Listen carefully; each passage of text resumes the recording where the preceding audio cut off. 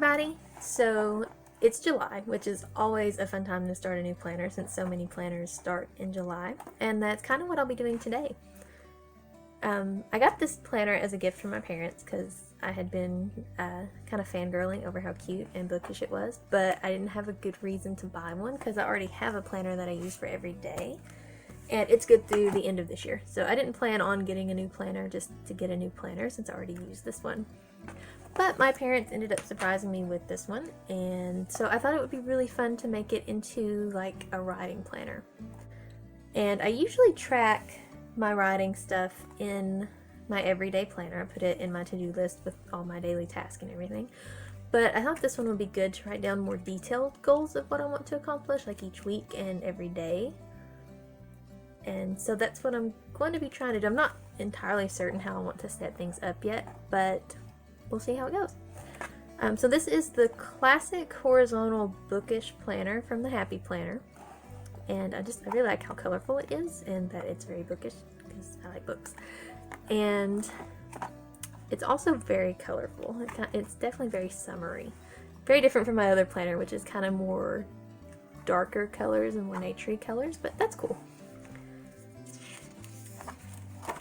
And I like my other planner. It has the year at a glance calendars, which I think is really cool. I haven't figured out how I want to do the goals portion yet.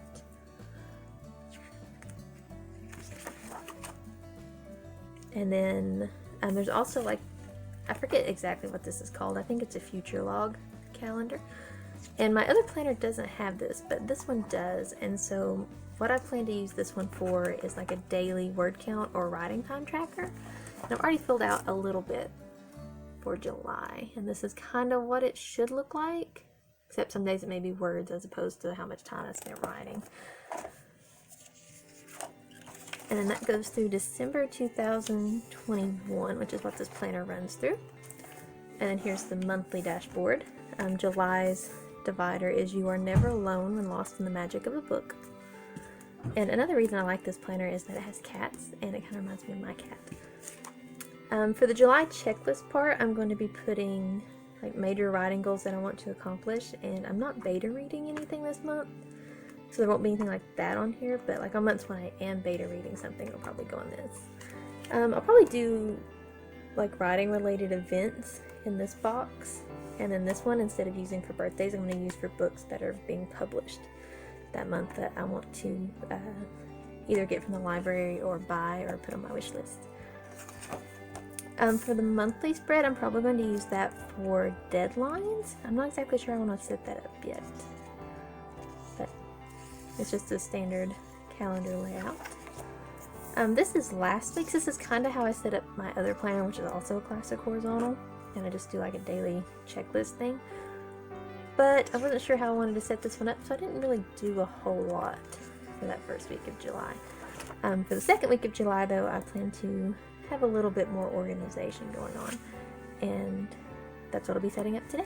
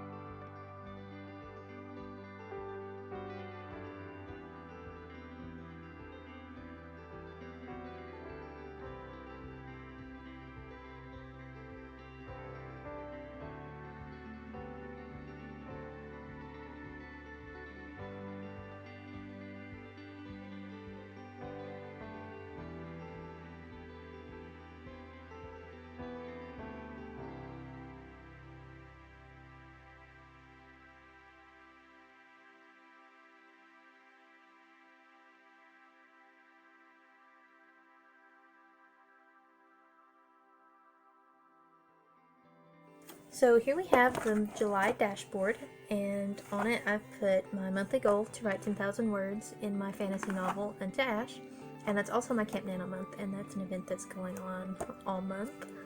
I also want to compile the beta reader notes for my other fantasy novel, The Treasonous Son, and I'm really excited to get into that. And there are 2 books that are publishing this month that I wanted to keep an eye on, and so I have those there, and I messed up writing the date down there, so I have that lovely squiggly line. On the monthly calendar, I put down the beginning and ending date of Camp Nano, since that began on the 1st and ends on the 31st. And I also put down a flash fiction deadline. And to go with that, I actually made another page. I made it using some dot grid note paper that I had and some of the Bookish stickers from the Happy Planner. And it's a story tracker page that I'll keep in the back of this planner, so if I submit any short stories or anything like that, I can track which story it was, when I sent it, what the deadline is, and whether it's accepted or rejected, and who I sent it to. So I thought that would be kind of a neat thing to have in the back. And then for this week, I would like to write at least 2.5 hours for Unto Ash, and depending on a good day, I can write anywhere between 500 to 1,000 words. So that's why I've divided up this week by time. That would just be easier to track. And so overall, I want to write 2.5 hours a day, and I've broken that down through the week into 30-minute or 1-hour segments. And then I try not to write on Sundays. I can take that as my writing break day, so I don't have anything there except to back up my files, which I need to do. Also, I need to print the general beta notes for my book, The Treasonous Son, and then start compiling the margin notes in some of the documents they sent me. And I like to color code kind of by the theme color of my book, so that's why the Unto Ash notes are kind of in this purpley pink color, and the Treasonous Son notes are in purple because the first book of that series, The Assassin's Daughter, is its theme color is black and purple, so it just makes it easy to know that, hey, at a glance, this is the book I'm talking about. And that's how I've set up my writing planner for this week. And I probably won't do this every week, but I may do like a monthly check-in, maybe like how I'm setting the monthly calendar up at the beginning of each month, and then maybe do a recap at the end of the month. I don't know. If that's something you might be interested in seeing, you can let me know. And also, I will have a blog post version of this on my blog that you can check out, the link below. Thanks for watching!